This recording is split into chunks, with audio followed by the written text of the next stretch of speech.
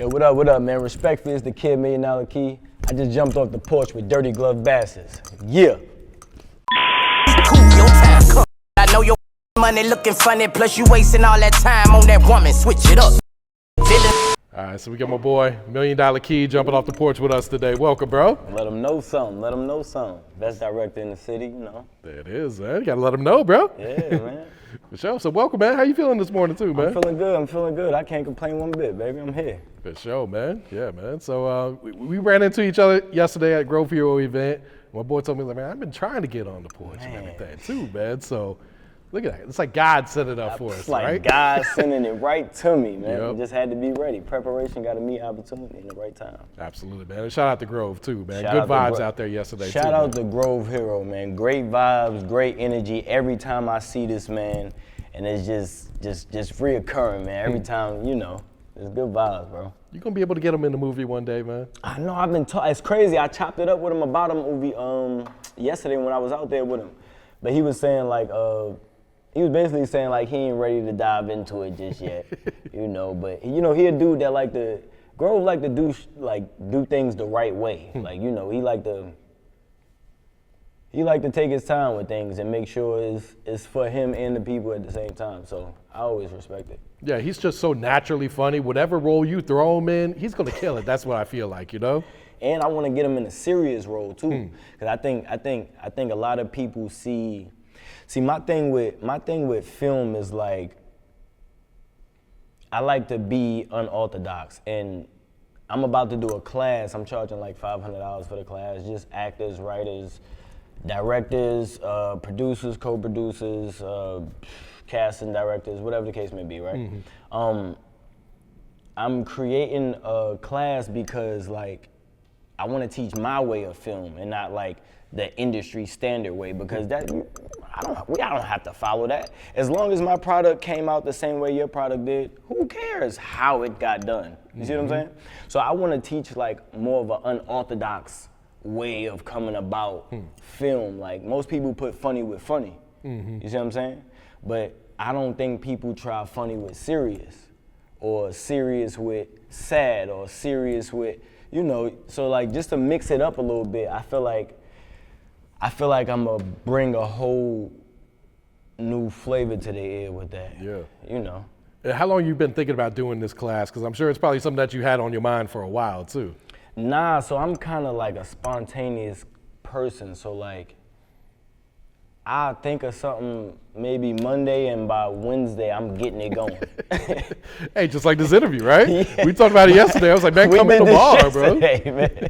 I'm in here today, so it's just like I like to get on things, man. I feel like when you wait for things,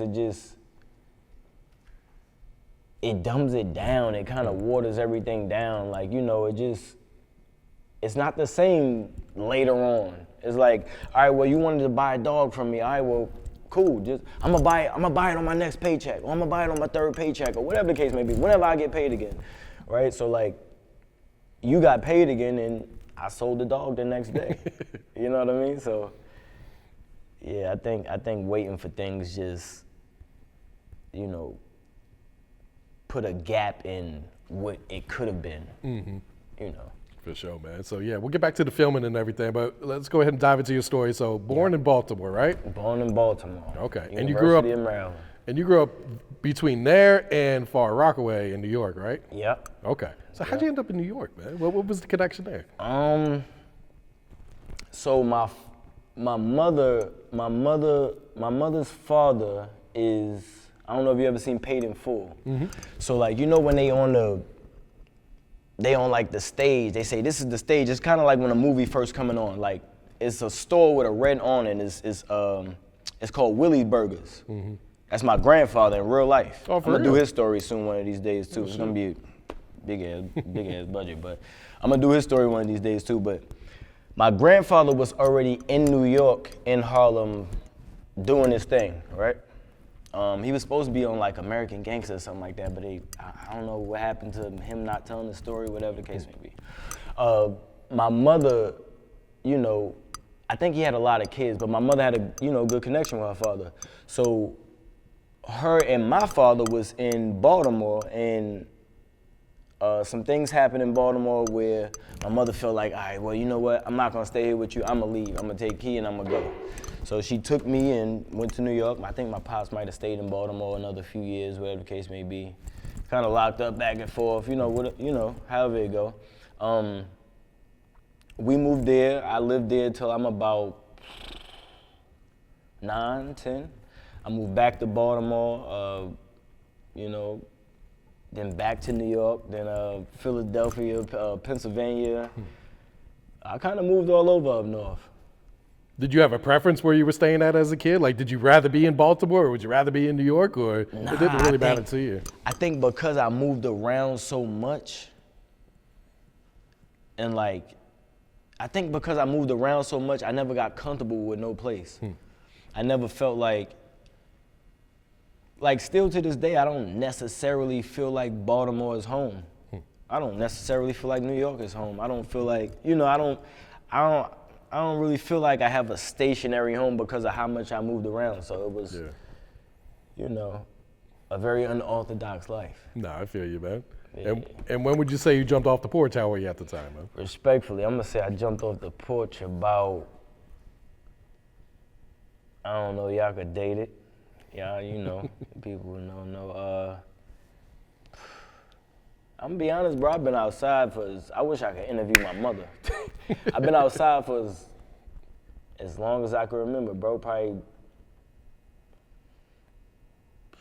6, 7. I'm outside 12 o'clock at night. My mother working a late shift. She was a nurse or whatever the case may be. She coming home late. I probably come in when she come in, or she come in first and then she looking for me in the hood, in the neighborhood or whatever. But mischief, about 12, 13. What type of shit would you get into at 12, 13? Yeah, about 12, 13. See, I was always a kid to where as though you know how you got those timid kids in the neighborhood and nobody really know them. They kind of stay to themselves. I was the complete fucking opposite. Breaking windows. I used to make these little things with you know what a quarter water is? Mm-hmm. Or a Huggy. I used to get them joints, and then I used to put a balloon around it, like the cap of it. And we used to call them beam shooters. I remember this shit like it was yesterday. We used to call them but we used to put rocks in them. And then once we realized all right, we're gonna hurt each other too bad, shooting each other, we was shooting other shit, breaking car windows, all kinds of different kinds of vibes. MilliondollaKeii. A lot of people don't know this. I kind of told this in my movie. A lot of people don't know this, but MilliondollaKeii came from hustle. It came from hustle. It came from a dude that I called the crack wizard. This guy took a liking to my hustle, and he one day he called me $1 million. He never said MilliondollaKeii, but he called me, $1 million, pass me the whatever. And then it was kind of like a freeze moment, hold up, what you, this about 13, I got this name. So I'm like, hold up, what you say? He I called you $1 million, whatever. It's regular for him, he already had this name set up for me, but he never called me this before though. This was just something this day, right?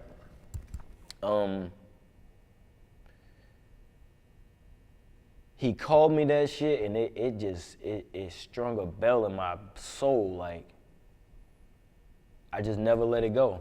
But the name came from my hustle, and I used to make about $1,000 every day before school, stuff like that. It kind of just stuck with me, right? So as time go on, I kind of just lean more into it, right? Damn, it's hard not to say too much on this train. But time go on, I lean more into it, right? Nevertheless, I end up getting a change of heart one day.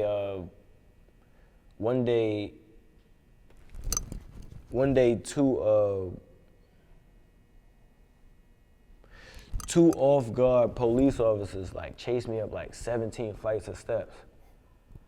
And then like, it was somebody in front of me that was running too. But I didn't know where they was going. They ended up running into like a door, like it was, I don't know if this door was open, this was God, like, but anyway, like, it's a hallway door, and then it's a, you know, a actual apartment door. So like the hallway door was closing, I had just caught it, and then as I just caught the hallway door, the apartment door was just closing. He kind of peeked it back open and let me in. Oh my God. If I'd have got caught, you know,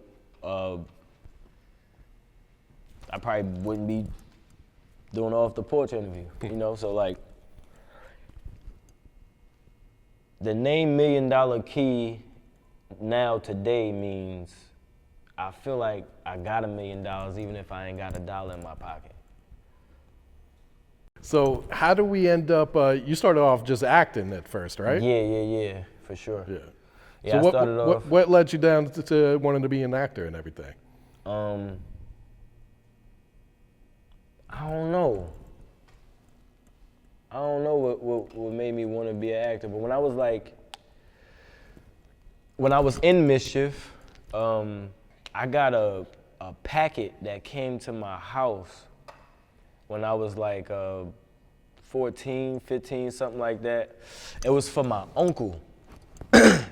It was for like Disney performing arts or something crazy like that, some television shit, right?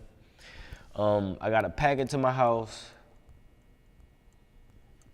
in my uncle's name, for my uncle. But my uncle died 30 years ago. Oh, shit. 30 fucking years ago. So it kind of blew my mom's mind, like, she know, like, she like, yeah, we need to check this out or whatever. So we go up there. Long story short, we end up having to pay like $1,000. My mom's ain't have it. We leave it alone. Time go on, I end up moving out of New York. I moved back to Baltimore again. I'm working 9 to 5. I'm probably refurbishing houses, shit like that. Just odd jobs, little shit like that.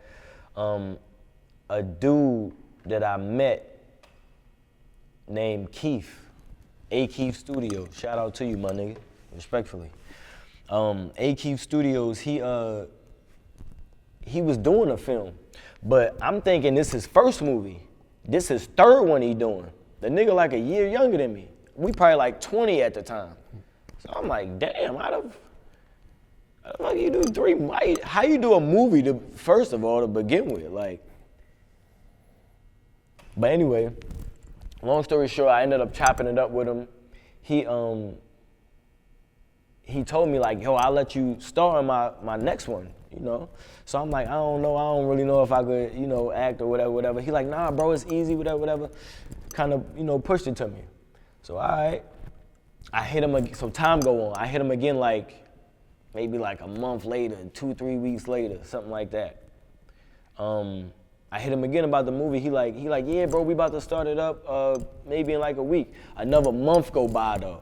So I'm starting to feel like, damn, I ain't gonna hold you. This nigga, bro, I let this shit go. Look at me trying to be an actor and shit. But the nigga called me from that thought, the nigga called me the next day. Like, yo, bro, we shooting tomorrow. You gonna be able to make it out? I'm like, yeah. But the crazy shit is like, I had to work, but I was so excited about being in a movie. I'm like, damn, I'm gonna call out. So boom, I ended up calling out sick. I think I got like rolled up or some dumb shit like that. I go be in the movie. I watched the movie. The movie come out like a month or 2 later. I watched the movie and I'm seeing like, damn, hold on, I really got something. Like I might be all right. Cause you know, you honest with yourself before anything else. So you know if like, yeah, it's some bullshit. You know what I'm saying? So I seen it, I'm like, yeah, this is all right. Maybe if I lean into it a little bit more so I think that's what kind of struck my brain in a way to where as though I'm saying to myself like, yeah, I probably could fuck with this. And then like I liked it because I was free, but I was working at the same time. You see what I'm saying? Like I ain't gotta follow nobody rules and be on this by a certain, and if you don't do this, you're gonna get fired, and you know that's a completely different vibe from being free and working for yourself. You know, so I guess I took a liking to it then, and he introduced, after that movie was done, he introduced me to a dude named Chop Mosley from Philadelphia. Shout out to Philly too, and Chop Mosley, that's like my second home. I love Philly. But he introduced me to a dude named Chop Mosley. Chop Mosley was shooting a series. He was shooting a series called Trap Season 2. Trap Season 2 was like my favorite scene I ever did, like, you know, at that point. So I'm driving back and forth from Philly to Baltimore. I'm now knowing I got a liking to it from the last movie I just did. So I'm driving back and forth to Philly, back and forth to Philly, back and forth to Philly. While I'm finishing up that series, I get another nigga who want to do a movie. The shit is called The Tillman Story. But it wasn't about like Emmett Till or nothing like that. It was like, I'm still to this day, I'm not sure why he named it that. But that was the name of it. Just like my third movie.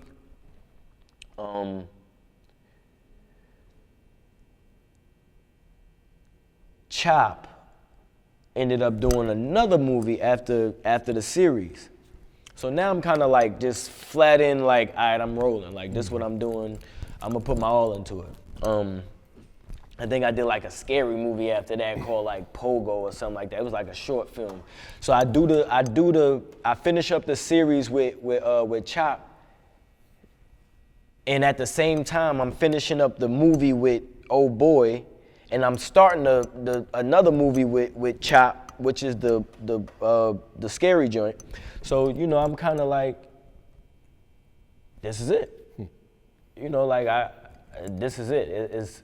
It's nothing I feel like would make me more thrilled every day when I wake up. You see what I'm saying? Like, so I think that's what kind of got me to loving the camera, loving the film, loving the atmosphere and the vibe of being on set, and you know, that kind of dragged me to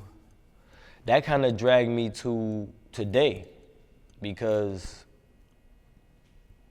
the very clip that I felt like was one of my best clips is the clip that I ended up showing Boosie this clip. And this is how me and Boosie kind of got like acquainted, from me being a great actor. You see what I'm saying? Him just liking my work ethic. But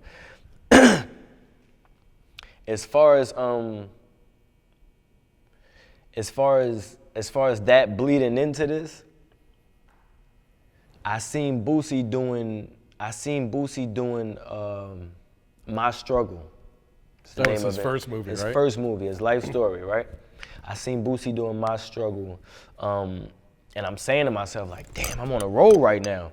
You know what I'm saying? I done got that movie. I'm like 3 movies in a series in. I might as well, this would be great for my career. I just said it to myself as if, like, because this is a time where I'm not knowing agents exist. You got to know certain people. I'm just thinking you could just be in stuff. You see what I'm saying? So I ended up DMing people. Like I look at the set, and then I look at the maybe the names that's involved, that's tagged or whatever. I start DMing people, DMing niggas, DMing all kinds of people. A dude named Showout. Shout out to you, my nigga, respectfully. A dude named Showout ended up answering my DM. Now, mind you, I'm deadbeat broke. I'm in Baltimore, just probably lost my job, whatever the case may be, from doing these other fucking films. You know what I'm saying? I ain't know it was gonna get like that, but you know what I'm saying? So I ended up losing my jobs or whatever, you know, because when I moved back to Baltimore, I'm trying to do the right thing now. Everything is, you know, sanctioned and, you know, squared up. But anyway, I see I see the post, I DM everybody, show out answer my DM. He like, if you could get to set by, I think he said 12 o'clock or something like that, I'll let you be an extra or whatever. I'll fill you in as an extra. So I see that shit, I'm like, damn. I'm like, all right, bet. I text him, I'm like, all right, bet, I'll be there. But at this time, I do also know, like, once you tell people, because I've been like tapping in with other little shit in Atlanta, but I had never been here before. But I was trying to get casted. But I had noticed, like, every time I tell them I'm not in state, they stop talking to me. They stop replying and shit. So, like, I'm like, I ain't even gonna tell this nigga I'm not in Atlanta. So he replied, he like, yeah, you gotta be on set this time, and then you gotta wear this and have this. Cool. I was deadbeat fucking broke. I did not have no way to be on set. I'm thinking to myself like, damn, how the fuck am I get there? I'm gonna get to Atlanta in 4 hours. It's 8 in the morning right now while I'm DMing this nigga. So I knock on my mom's door. Lived with my mom's at the time. Knock on my mom's door. My mom's like, she like, what's going on? I'm like, this little gig in Atlanta. I'm like, I'm trying to go to it or whatever. So my mom's like, where is all this acting stuff coming from? She kind of like oblivious to it, cause I wasn't even really saying nothing to it. Like I was, but I wasn't really saying nothing to it. Like in my midst of going back and forth from Baltimore to Philly. So she like, where's all this acting shit coming from or whatever? My mom's my best friend too, by the way. She's like a big support of my fucking journey, like a big part of it. Shit, without her, it would be nothing. And God. So my mom's was like, why you so, amped up about going to Atlanta? You don't even know none of these people. You never been to Atlanta before, like, whatever. Long story short, she's like, I can't help you. I go back in my room. I might fucking cry. I might have cried. I might have sat on my bed. I might have just sat sad for a minute. Cause it was something in my soul where like, I felt it. Like I fucking need to go. Like I don't know what it was. I just felt it. So boom, my mom's, she come back in. She like, all right, type of lady my mom's is. Say no, then come back. But anyway, she knocked on my door. She like, all right, I found a flight for 136 or 135 or some shit like that. She like, but this all I got. Key, like, I don't get paid for another 2 weeks. This all I got. I can't get you home. I can't help you eat. I can't help you get a hotel room. The only thing I can do is get you there. I sat for a second. I thought about it. I said, bet. I said, book it, let's do it. Book it, let's go to the airport right now, let's do it. She booked the flight. I think I fucking listened to, what's the song? It's an Eminem song. Iconic joint. Lose yourself. You only get one shot, do not miss your chance to. So boom, I'm listening to that on the way there. It's like, I'm telling you, I got the craziest feeling ever. Like, even to this day, I don't think I felt nothing like that. So anyway, we go to the airport. Me and my moms hug each other. She like, make this shit count. Like, I don't know what's gonna happen or how it's gonna go or if it's gonna work out for you, if it's, but make it count. I can't get you home. Even next week, when I get paid, I gotta pay rent. I can't get you home then neither. So I'm like, all right, bet. I give a hug, I go jump on the flight. I get to Atlanta. I might have had $30. I got an Uber to the jail set. They were shooting at a jail set. I get there and I get out the Uber. I probably got like a pair of pants and like my laptop. I don't know why the fuck I brought my laptop to this day. I probably got like a pair of pants and my laptop. I get out the Uber. What's his name? Rapper. A rapper is walking out of. An artist is walking out. Quando Rondo. Rondo is walking out of the jail. So I go over there, run up to him, introduce myself. You know what's going on? It's my first time even seeing a celebrity. I've never been to Atlanta before. I've never been to, you see what I'm saying? So I go up to him, introduce myself. He kind of like, what up, man? He kind of like going somewhere or whatever. I think he might have been getting upset. I don't know. But I say what up to him. I go into the jail. I talk to an AD, assistant director, named Quisha. Shout out to Quisha. Quisha tell me what I gotta wear, where I'm gonna be positioned at, whatever. And the crazy thing is, like, when I got there, like, Show Out he wasn't really interacting with me too much. Like, it wasn't like no thing. You see what I'm saying? That was just him genuinely putting somebody in a situation. He ain't know where it was gonna go. He was just genuinely putting a nigga in a situation. So boom, I get there. He damn near didn't even know who I was. I'm like, yo, bro, I appreciate it. I flew all the way from, you know what I'm saying? Like, I got a whole story, but he's like, yeah, man, just go on set. Everything gonna be set. I'm like, all right, cool. I talked to Quisha. Quisha let me know everything I gotta wear, where I need to go, this and the third. I walk past her, and there he is.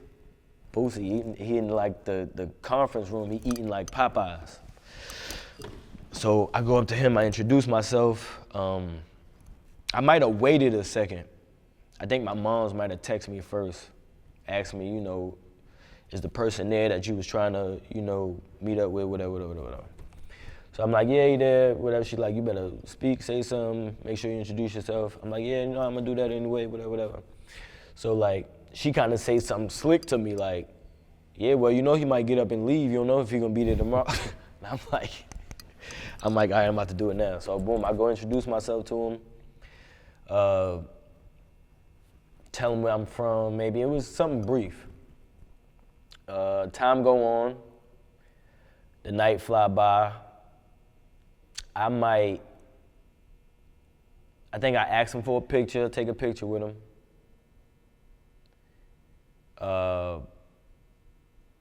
Then he was like talking to like a few people.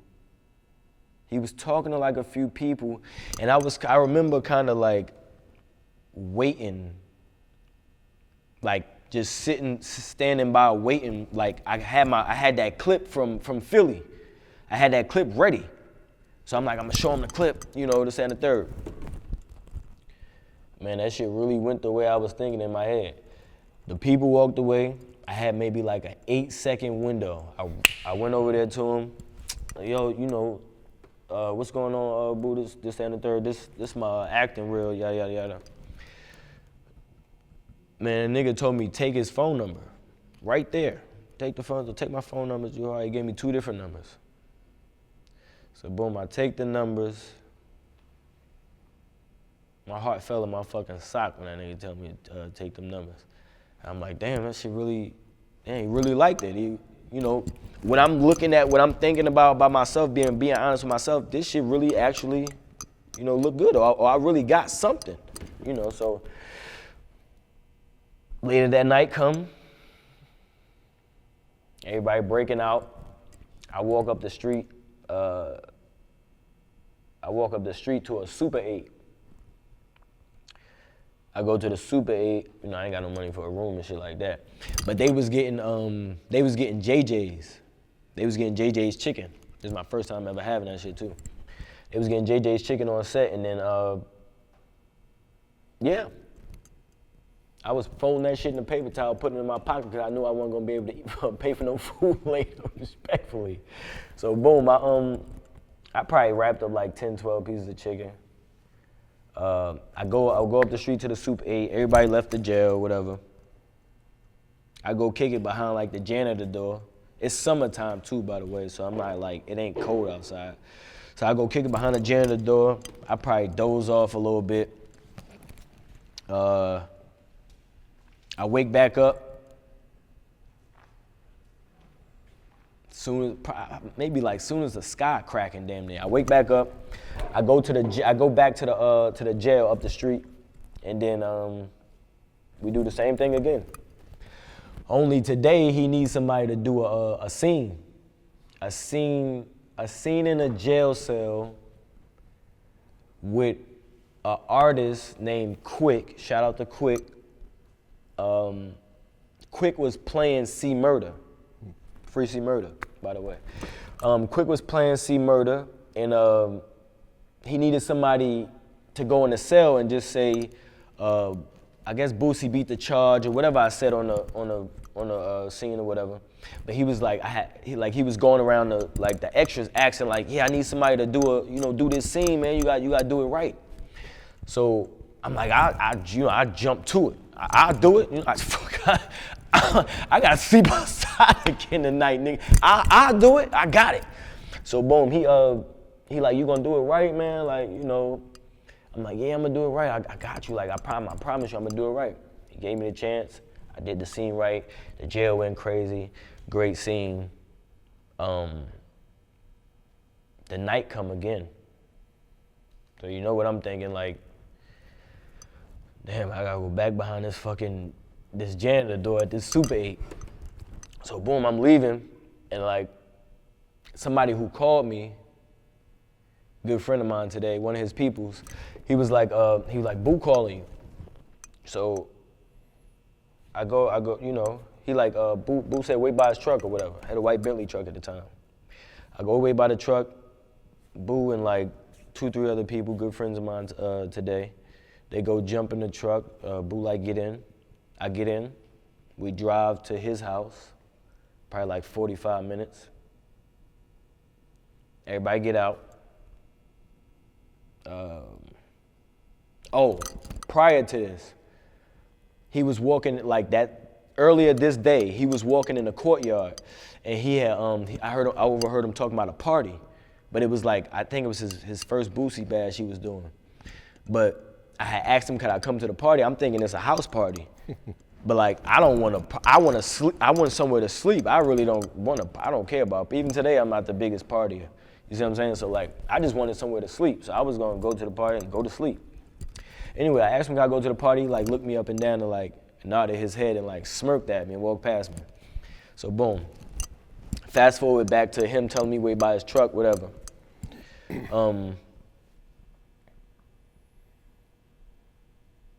I get in the truck, we go to his house, we get to his crib. We probably get to his crib like 1 or 2 in the morning. We probably talk, everybody probably sit and talk in the kitchen till like 5 in the morning. He kind of just like spin off like, all right, y'all, I'm going up, I'm catch y'all in the morning for set, whatever. Everybody break off. I'm looking at the couch looking at me. It look at me again, I look at it again, respectfully. So boom, I go sleep on the couch. I wake up to Boo tapping me. Boo tapping me, like it's probably like 9 in the morning. We had just went to sleep. I really ain't even used to it yet, but this is the type of person I am anyway. Like, I'm not like a big sleeper. So he was like, come on, get up, we gotta go to set. And I think maybe he like, might have been thinking like I wanted to brush my teeth or getting this. I didn't give a, let's go. Let me put my sneakers on, let's go to set. So boom. For like the next 3 weeks, I go to set, go home with him, go to set, go home with him. Yeah. Welcome me to his refrigerator.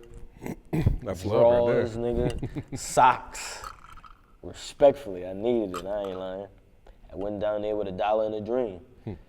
But I just look at that in a nutshell and say like, I'm glad my mom's bought that fucking one-way flight. That's why I say she like the anchor to it all. And like, that still led to even me directing and everything too. Because I ended up, watching and milking the game now at this point. Now I'm on bigger sets. Now I'm on like BMF sets. Now I'm on like Tyler Perry sets. I'm like, I might be an extra, but I'm still coming to milk the game. Just watching, seeing how, how it's done. So, yeah, man, I end up getting a couple of BMF sets. I come back, I show him.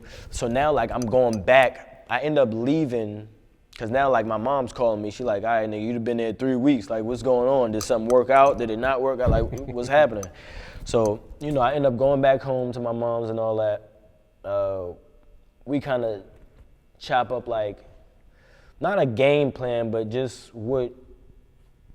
I'm just telling her what I want to do next, you know. Time go on, I probably get a job, something like that, another job. But I'm back and forth to Atlanta now. I'm back and forth to Atlanta. And I'll work a job for 6 months. Bam, I'll get unemployment. Free game for you 9-to-5s, respectfully. I'll work a job for free game for anybody that's working a 9-to-5 and really got bigger goals in life. I was working a 9-to-5 and I would get fired in 6 months. After 6 months, I can get unemployment. Unemployment can now fund my journey on the road. Now I can get a rental car, now I can get this, now I can get that, because I done worked the job, now I done got unemployment. So remember what I was saying earlier about like, if you gonna be a successful actor 9 times out of 10, you're gonna be a broke actor first. No matter how good you are on camera, you're gonna be a broke actor first. I don't care what nobody say. Because the headshots, the getting to the places, the going to the different cities, the being in the different rooms, and a lot of this shit you gotta pay for or know somebody. And most of the time, if you're just starting, you have to pay somebody, right? So, you know, like doing that, coming back to show him, like, you know, okay, I'm here, I'm staying at your house. Like now I'll come back to Atlanta, I'll stay at his house instead of staying at a hotel or something like that.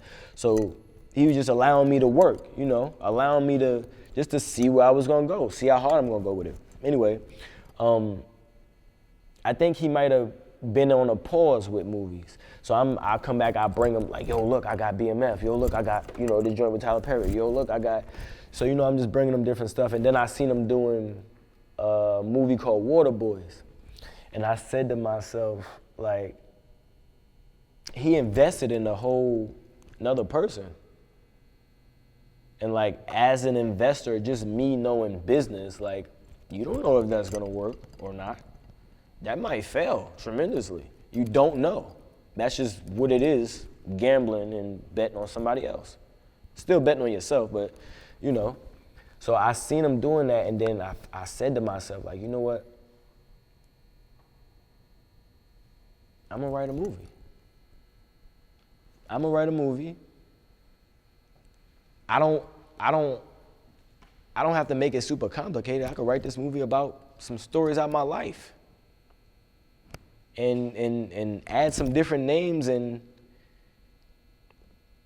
some different places, and I might got me something going. I write the script. I bring him the script. He kind of like a visual learner. So I bring him the script, he don't read it. I email him the script, he don't read it. He come to Baltimore one time, I link up with him, I show him that I emailed it, he don't read it. I go to Atlanta for like another week or two, and then I go back to Baltimore. I put the trailer together. I bring the trailer to him, like a teaser or whatever. When I bring that to him, he said hard in like the first 40 seconds.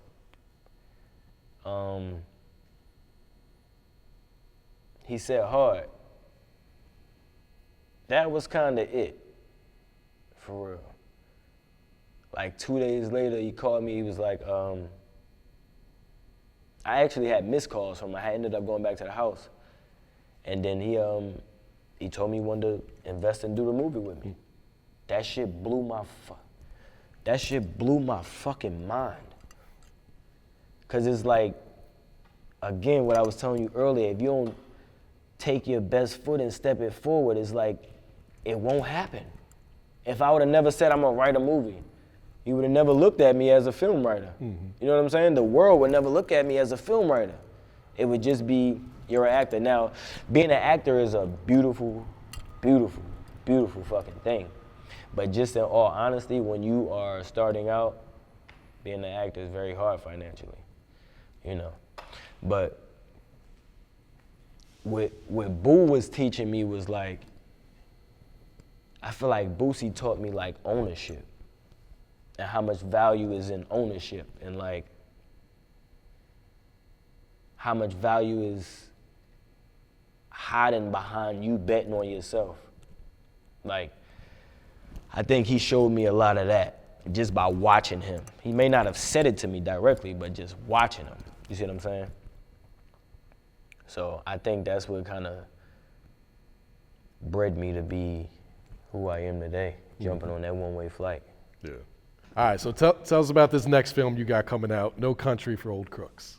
So No Country for Old Crooks is a continuation of No Honor, Loyalty, or Love. No Honor, Loyalty, or Love originally was No Honor Amongst Thieves. Had to change the name because of political copyright reasons. bullshit. Yeah. So No Country for Old Crooks is a extension of that, you know. But I didn't want to name it the same thing or like part 2. You know, I just wanted to, again, unorthodox, and I wanted to be different. That's about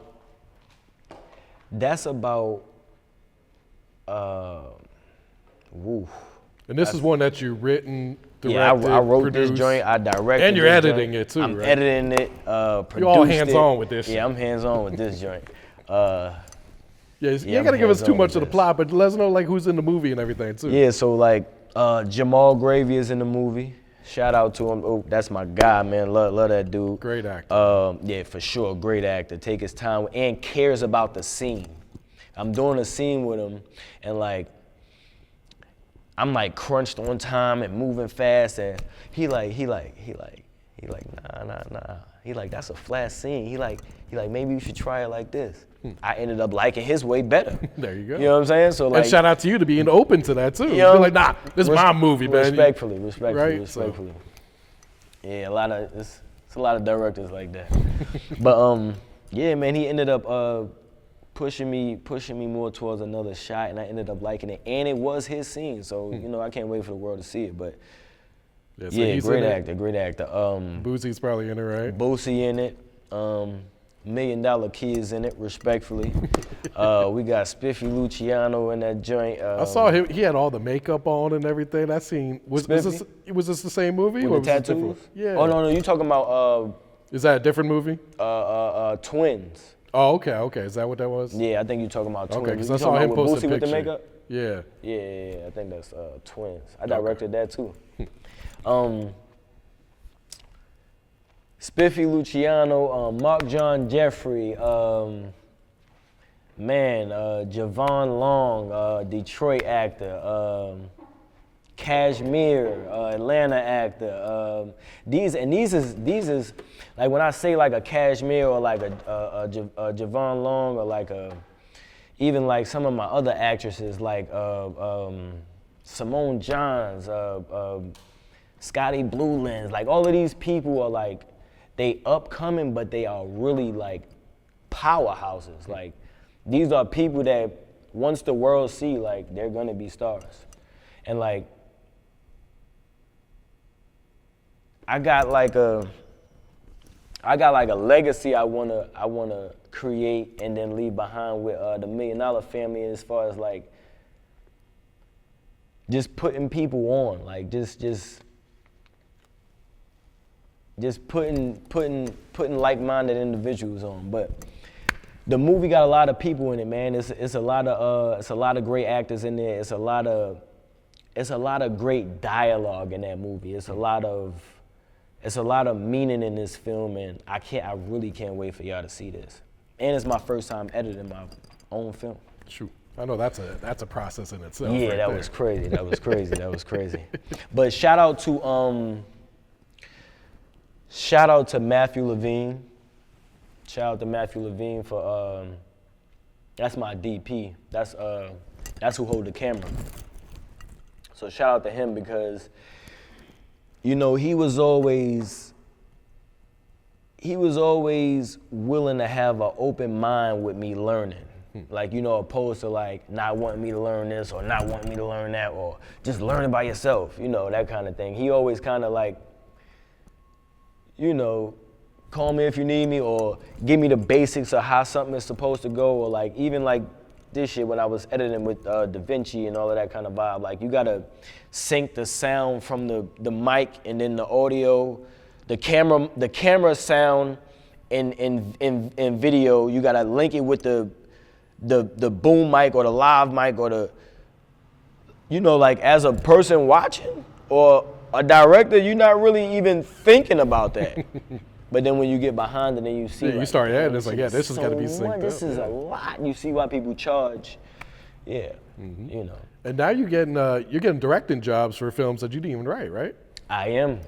So I'll get hired by different celebrities to shoot their films. That's got to make you feel good too, man. It sure do, man. To go from making nothing to being an extra, basically, you know? from being an extra that wasn't even supposed to be there, and I wasn't paid. None of that was supposed to happen, you know? So just being an extra to directing people's films and being able to make people's visions come to life. And I charge about 10 to 15,000 depending on the length and the details of the movie and what has to be done with it, you know, as far as producing and directing. Yeah, bro, it feel good. How proud of yourself are you that you stayed down with this Proud shit? as a man? motherfucker, I ain't gonna lie. But sometimes it's like I can't feel it like somebody from the outside looking in might be able to see it. So like, I always feel like I gotta do more. More, what's next? Well, that hunger's probably good too. Yeah, I know, yep, always.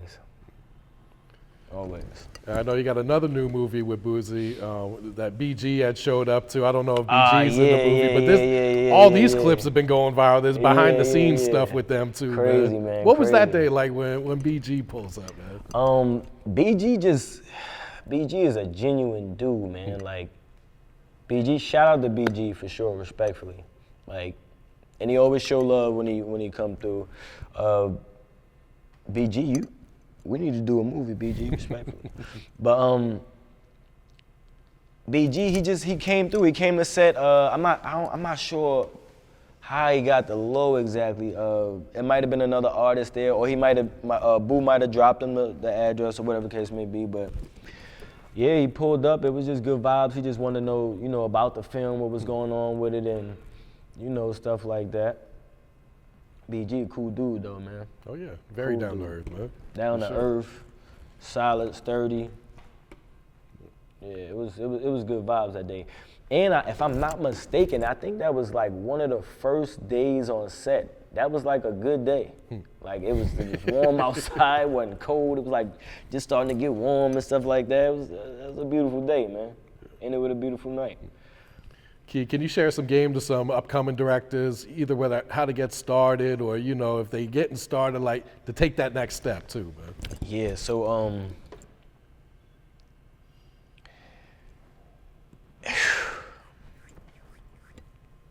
free game. If you want to be an actor, if you want to be a writer, if you want to be a director, if you want to be a producer, you gotta remember, nobody is going to make you get up and do the things that you need to do to get to the next step, right? So, and most of the time we know what we need to do as people because we see our own path, right? You know, especially if you tapped in with yourself. So like, if you feel like, oh, hey man, I need to get up and be at this shoot, but I don't feel like it, or I gotta do, stop making excuses. That's like the number one thing with getting somewhere. Doing something, being somebody. Stop making excuses, get up, persevere, and be there. Because at the end of the day, nobody is coming to fucking save you. Nobody's to get up, nobody's getting up to be your fucking savior, respectfully. It's only you. All you got is you. You gotta put the best foot forward every time. And this shit is about who you know. Relationships is worth more than gold, respectfully. Relationships are worth more than gold. Because with the right relationship, somebody will give you gold, right? With the right relationship, somebody will give you the things that are materialistic because of the relationship you guys have. You see what I'm saying? So stop burning bridges. Make sure you build as many bridges as you can. Make sure you gain as many friends as you can. It's better to gain a friend than an enemy any day of the week. When you bet on yourself, you'll never lose. Yeah, man, this shit is about consistency. Consistency is the key to success, but it gotta be aggressive consistency. It can't be like Monday, Tuesday, Wednesday, I'm gonna go work on this, and then, you know, the rest of the days of the week, I'm gonna just take off because I already went hard those days. Like, nah, you gotta go hard every fucking day, man. You gotta get up every day and go hard. Whatever it is. If you gotta think of something new to go hard with, you get up and you do that. Even if, like, you could think of something new that got something to do with film. If you're doing film, you could get up and think of something new that got to do with boxing. If you're doing boxing, just always keep thinking of new shit. Consistency is the key. You gotta be aggressive with it though, for it to work. Respectfully. Nah, well said right there. Hey, man. All right, Key, any shout outs you want to give before you wrap it up, bro? Man, I'll be here all night doing that, but I'll give a couple. Shit, shout out to Boosie, man. Shout out to my pops for staying down with me no matter what. Shout out to my mom staying down with me no matter what. Fuck, rain, sleet, or snow, nigga, broke, got it, don't got it. Shout out to them for staying down with me. My cast, the people that believed in me, the people that worked with me when I couldn't pay you, the people that worked with me when ain't nobody know where it was going. Shout out to Don, shout out to Reese, shout out to John, shout out to yeah, man, shout out to my starting cast, the niggas in no honor, loyalty, or love, the niggas that I could barely afford to pay, that I could barely afford to fly you out. You had to get yourself out here. Shout out to Stretch. Shout out to Chop Mosley. Shout out to AQ Studios. Shout out to everybody that just believed in the journey, believed in the path, believed in the path. Shout out to motherfucking Off the Porch, nigga, for tapping in with me and getting me on the porch and allowing me to speak my piece and tell my story, nigga. Shout out to, yeah, respectfully. You gotta give people you gotta give people their flowers because, like, man, shout out to God first and foremost. Cause I feel like without prayer, I feel like without guidance, I feel like I probably wouldn't be here either. So shout out to God for sure, number one. You gotta give people their flowers because I feel like sometimes people just don't know how great they are. Sometimes people just don't know how much of an impact that they put on your life or an impact that they have in the world. You know, so definitely shout out. Shit, I know your fucking money looking funny, plus you wasting all that time on that woman. Switch it up, nigga. Villains come